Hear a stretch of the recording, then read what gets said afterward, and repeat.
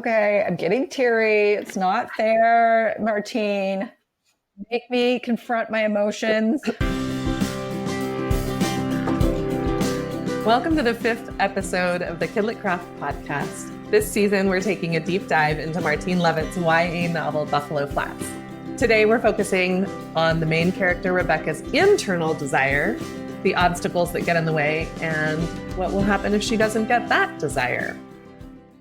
I'm Anne-Marie Strohman, and I write for children, picture books through YA, and I also write short stories for adults. Hi, I'm Erin, Nuttall, and I write for kids. I write mostly YA and dabble a little bit in middle grade. On KidLit Craft, we look at mentor text to discover the mechanics of how writers do what they do so we can apply it to our own writing. As Anne-Marie mentioned, we're going to be looking at the craft of Martine Leavitt's Buffalo Flats. It's a story about Rebecca, who lives in the Northwest Territory of Canada in the 1890s. And her desire that she wants more than anything is her own land. That's her external desire anyway. Today we'll talk about her internal desire. Let's start with vocabulary, as we do every time. Erin, what do you mean when you say internal desire? So internal desire is the change that we look for in character. Frequently, the character doesn't know that they need this. In Hamilton, Alexander Hamilton needs to become a better person by learning to be humble and realize that he doesn't know everything. The main character may or may not realize, and like I said, Hamilton did not realize that he needed to take this internal journey, but on occasion, they do realize it. And in Buffalo Flats, Rebecca is consciously trying to be a better person by learning to, as she puts it, love the people of the world. So how is that different from external desire? External desire is usually what people think about when we talk about desire. It's the tangible, visible thing that the main character wants. The musical theater's I Want song. In the musical Hamilton, my shot is Alexander Hamilton's Want song, where he declares that his external desire is to have a shot at helping to free his new country. And then, side note, to become famous while doing so. And Rebecca, as I mentioned before, her external desire is to have a piece of land of her own. Just like external desires, the internal desire can't be easily accomplished. And if Rebecca were already a compassionate and loving person, there would be nowhere for her to go. And if she went from being selfish and querulous to loving overnight, the reader won't believe she changed or that she needed to do so. In the best stories, at some point, the external desire and the internal desire should come in conflict with one another. It could be conflict that is throughout the story. In Hamilton, the more successful Alexander Hamilton becomes, the more arrogant he becomes. And so he has these two desires that are fighting against one another. Or it could be like in Buffalo Flats, where Rebecca's desires frequently work together. As she works hard to try to earn the money to buy her land, she is becoming a better person. But she has one point where her two desires clash and she has to make a decision. So we've talked about external desire, internal desire, and conflict, 3 great vocabulary terms for our craft study. And we have 2 others that we mentioned last time, but let's refresh here. Obstacles and stakes. Tell us about those. So obstacles are the things that get in the way of the desires, and they could be different obstacles for each desire, and they could also be the same obstacle for both desires. And stakes are what will be lost if the desire is not achieved.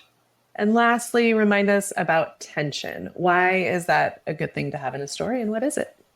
We talked about this quite a bit in the last episode, episode 4, but tension is where the author butts up the desire with the inability to get the desire. And there should be many tension points between these ideas throughout the story.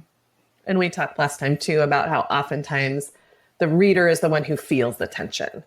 Right. And, will they get out of the cave before the water floods in? Right. That creates a lot of tension in the reader. Right. So those obstacles and the stakes and the desire, the 3 work together to create the tension for the reader. So let's focus on Rebecca's internal desire. You mentioned that this is a journey of change, right? Of character change. So who is Rebecca at the beginning and who is she at the end? In the beginning, Rebecca is really great. She is very self-aware, but probably her main difficulty is being judgmental. And she is judgmental of herself, just like she is of other people. And I read this in an earlier episode, but I think it's worth repeating. She figured she might be able to love the world, or at least the general idea of it, if she didn't have to love people in particular. And people were always unhappily surprising her by being just like her, scared sometimes, selfish sometimes, tired and lazy and thoughtless and uncertain. And so Rebecca is applying those not so great character traits to both herself, but also to the people in general. So that's where she is at the beginning. By the time we get to the end, Rebecca has grown a lot, and she is easier on herself and she is easier on other people. And she has to make decisions, which I think is key to this journey that allow her to grow. And she could choose to just not do these things, but she over and over chooses. And even though she fails a lot, she still makes progress. We were talking about this earlier, and I just think it's interesting to point out, characters don't always recognize their internal growth. And by don't always, I should say most of the time. So it's really interesting to have this character who has an external desire that is clear and vocalized to herself and others, and an internal desire that is clear and is vocalized to herself. It makes for an interesting way to tell a story, I think. Just like with external desires, there are obstacles and stakes with internal desires. So tell us about Rebecca. What keeps her from becoming who God wanted her to be? The biggest part is being judgmental. So that's a really big thing. And we see it throughout the story as Rebecca interacts with others and as she judges herself. And one of those is her envy of Rodana Beck, who is a girl her age who's in the community. And they both have a shared crush on Levi.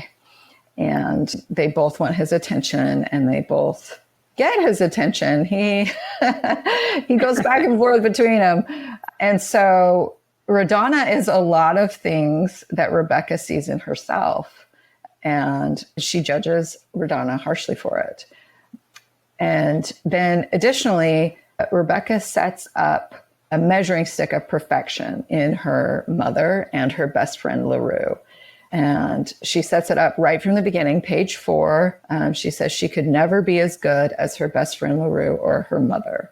And this is the bar that she compares herself to. And when she looks at them, she sees how far she has to go.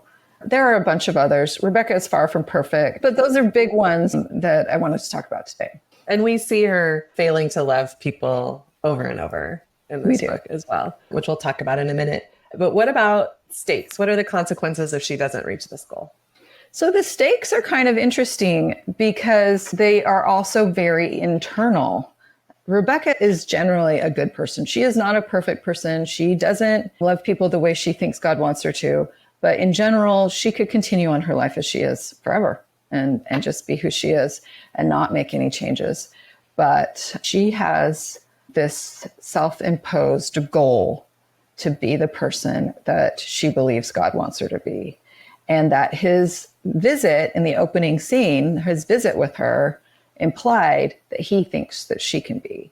And so in some ways, it's kind of an arbitrary goal because it's self-imposed. But in other ways, knowing and understanding Rebecca's deep belief in God and her deep desire to have this relationship with him, and in order to have that relationship with him, to be able to be like him, that is a huge stake.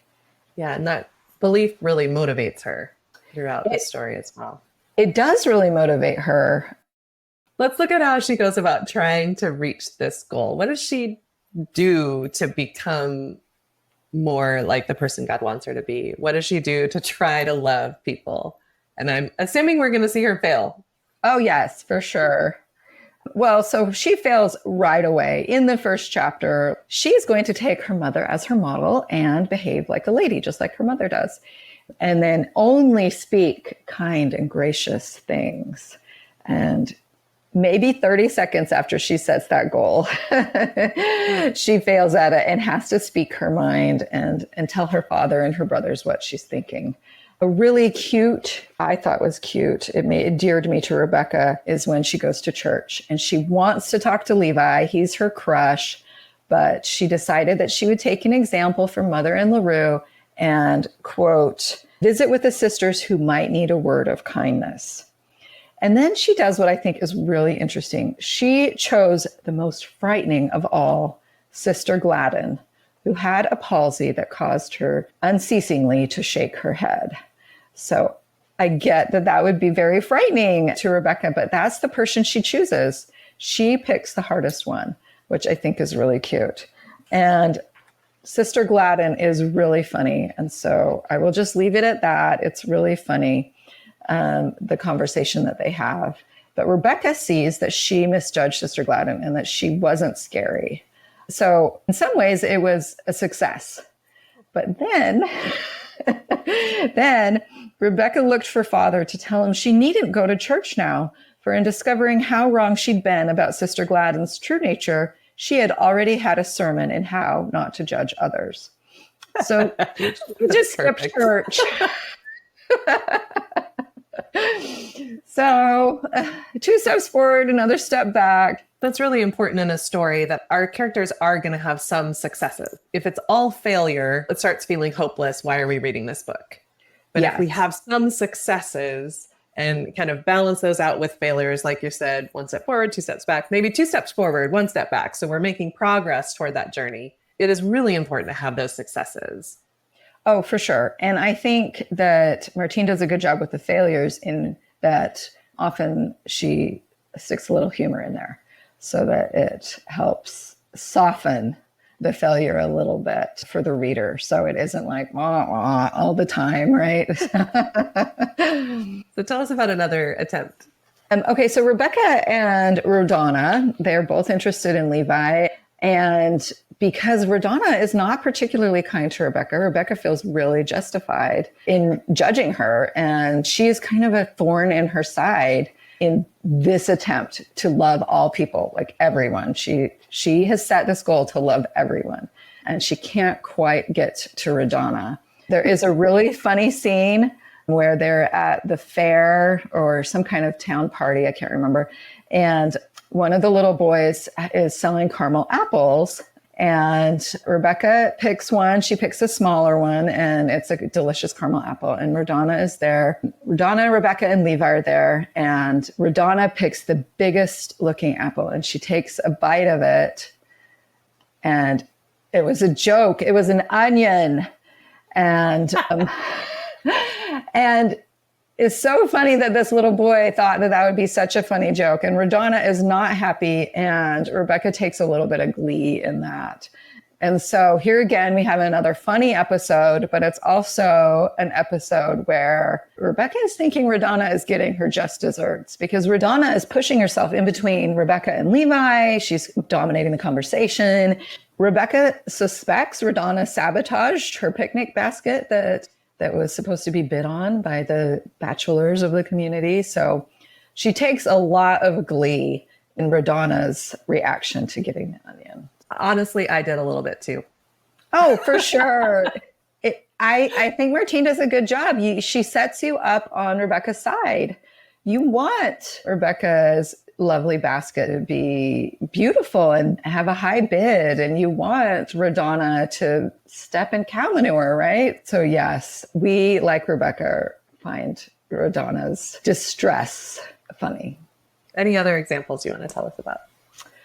So this is a tight bit of storytelling that Martine does. And actually the whole book is really tight. Obviously, we've mentioned that a lot of times, but this little piece of storytelling I really liked. It's Rebecca's desire for her land that inspires her to help her mother in her midwifing, because it will bring her profit and that can go towards buying her land.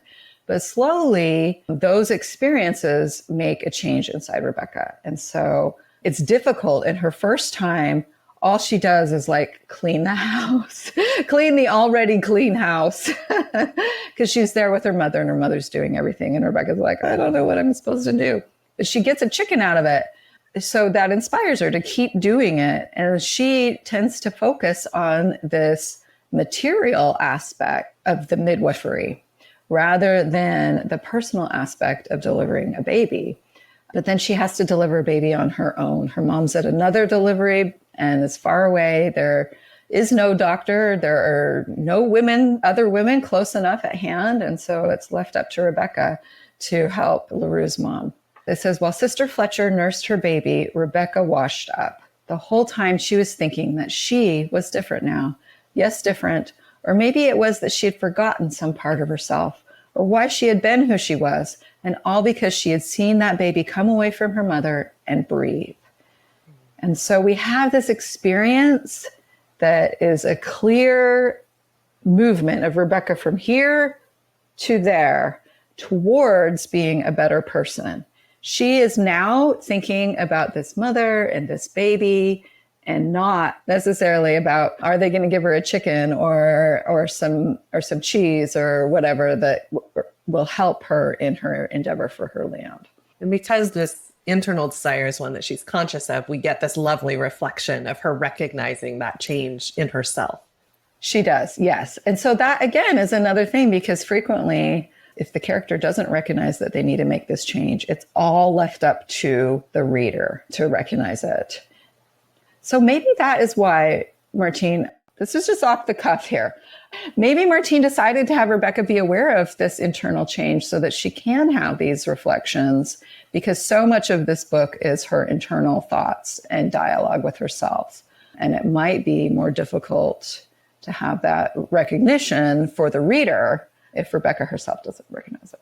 I like to try to figure out why Martine does what she does. And I feel like if I can do that, I will be better at what I am trying to do. Yeah. And I think it can be really tricky, this aspect of self-awareness in character. Rebecca has a lot of self-awareness.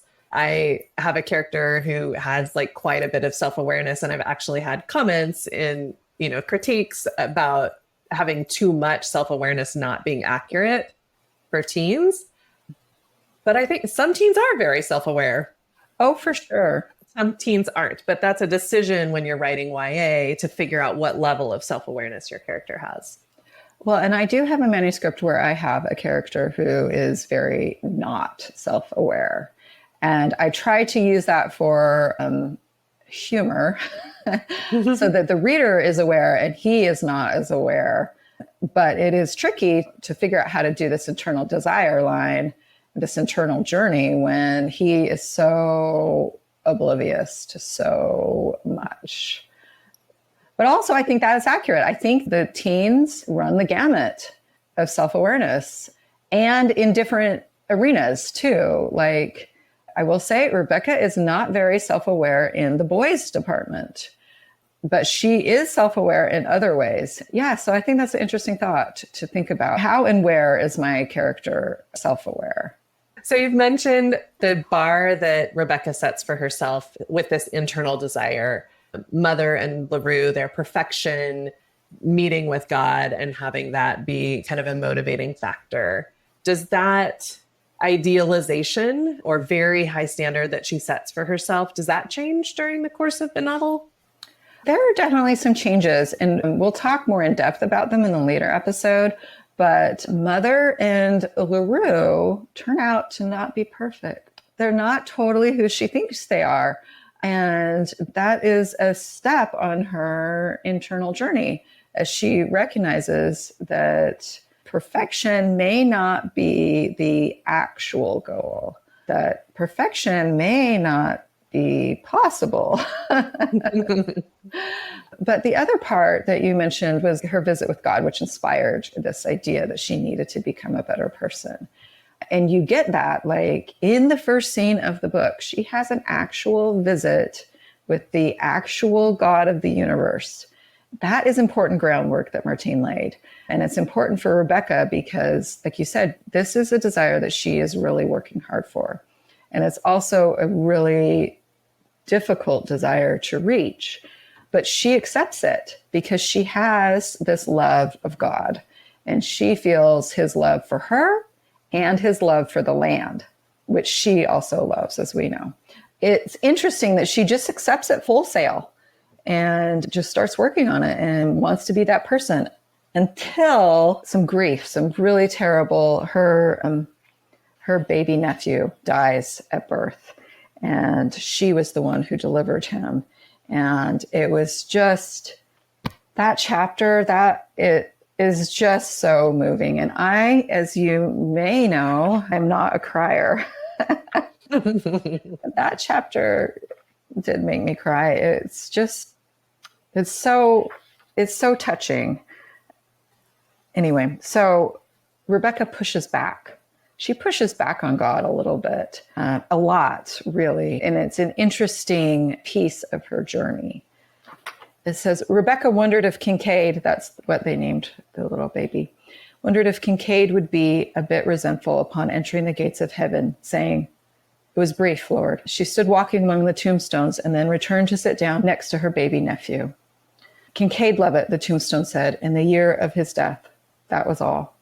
He had come to get a tombstone out of life and to cause exquisite grief. She thought that the dust beneath her was whispering something she didn't want to hear. If she saw God again, she would tell him all of this. He would likely know, but he wouldn't mind her telling him anyway. He was like that. She would tell and tell and tell until she was done telling. That, she suspected, was part of what eternity was for. So she still loves God. She still feels his love for her, but she has a thing or two to talk to him about. That chapter is really fantastic, and it might be my favorite chapter in the whole book. But because of Rebecca's struggle, she struggles with what happened. She struggles with her role in it. She struggles with God's role in it. And she struggles with what that means for who she's trying to become. Let's connect this internal desire that we've been talking about with what we talked about last week, the external desire. And you mentioned when we were talking about vocabulary that often those two things come into conflict. With Hamilton, they're in conflict all the time. And in Buffalo Flats, there's kind of a moment where Rebecca has to choose between her external desire and her internal desire, the land and loving people. So how does that conflict show up? So it shows up in a couple of ways. In the first really clear way is that Rebecca has finally earned her money. Yay! And she's going to go buy her land the next day. But before she can do so, her family's house is swept away in a flash flood. And after the flood, the family gathers together and father tells them that he, mother, and Rebecca will go back to Utah, back to the mines, because they just can't survive. They don't have another choice. They won't make it through the winter. But Rebecca says no. She can't leave the land. And through her mother's fast thinking and bravery, her mother saved Rebecca's enameled box full of money. And Rebecca chooses to use the money that was for her land to pay for a new home to be built and to supply it for the winter. So she is choosing to sacrifice her dream of her own land so that her parents and family can all stay there in the Northwest Territories and they can stay together. I think it would have been easy for Martine to end it right there and be like, yay, she did it.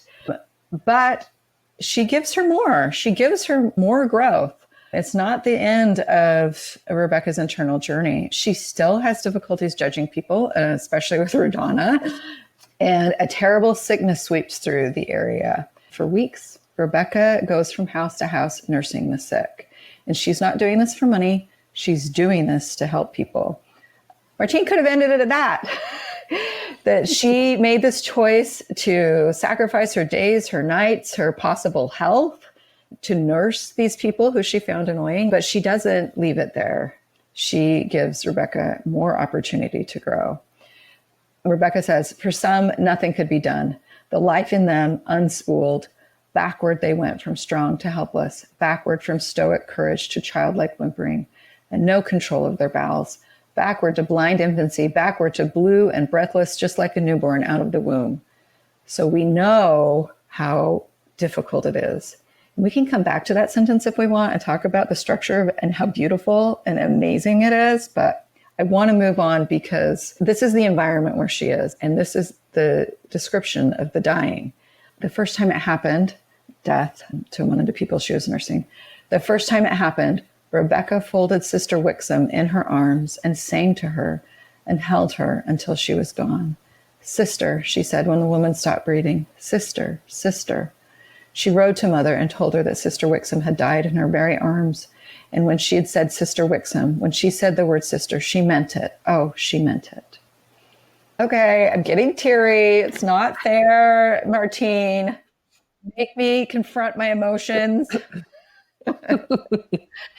From saying that people were annoying and that she couldn't love them on an individual level in the beginning of her journey to this point where she's in this terrible environment where people are being their very most difficult, and yet she is there and she's calling her sister and she means it.